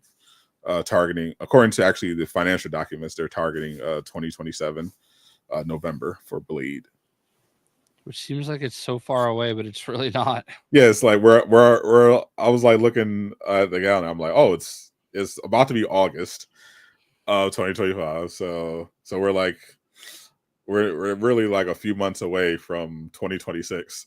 and then once we're in 2026, we're like, okay, well now we're 1 year from 2027. So it really isn't that long, honestly. Yeah, I don't really need them to announce any other new games this year. We've got Ghost of Yotei, Borderlands. I definitely need a couple. Definitely need a couple announcements. I want to get an Iron Man announcement for sure. I'm looking forward to that announcement that we can't talk about. That should be fun. I'm looking forward to. I don't know what you're talking about. Yep. So, yep. Exactly. I think obviously we need Rise of Hydra gameplay, because if they're coming out in early 2026, I mean they have to start marketing now in the next few months, or they're going to have to delay again. But so I'm looking forward to seeing what that game actually looks like. It's going to be good. All right, I think we glazed Fantastic Four enough. I'm going to go rest my back because I think sitting in this chair was a contributing factor. I've been like grinding the last few days. I feel you. I have to get up early because tomorrow, thank God, Wilson loses the cone of shame and gets his stitches out. Yay! I cannot take the cone anymore. He's like a fucking rhinoceros. Like, he just plows through everything, and it's like, dude, that hurts. And I feel bad for him too.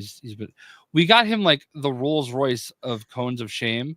It has like this donut around him, and then you zipper the cone to the thing, and it gave him better vision, and it gave him it was more flexible, and he found out how to break it. Damn. So when we got home from New York City, we see him, and the cone is just hanging by the zipper, like where the zipper connects from his like the donut, and we're like, God damn it. Maybe it wasn't that luxurious. I mean, I just think he's sick of it, and I don't blame him, but we just wanted to make sure, like, he's been with us for let's see, I think this was week 13, and for like 7 of them he's been like taking antibiotics for his face swelling, and then he had to have surgery. And now he's in the cone. We tried before we went to get it out, the stitches out, but they're like, no, you jumped the gun. Poor boy. Yeah, so tomorrow, thank God, unless something happens, we should be good. Knock on wood. All right. Yeah. Well, we'll catch. Hopefully everything is good. We'll catch y'all next week. We're going to have the launch of. Next week's literally going to be the start of August. So we're going to have season 3.5 of Rivals, and maybe potentially some more drama about Epstein and payment processors censoring people. So we get a lot of stuff happening in the world. Hopefully all the celebrity deaths are done as well. do not want any more anytime soon. Appreciate all you as usual for hanging out with us. It's always fun. Shout out to Brazil. I'm Sadot the Gamer. I am not Casual Avenger. Thank the Lord. Zip it up and zip it out. Peace, my naysayers.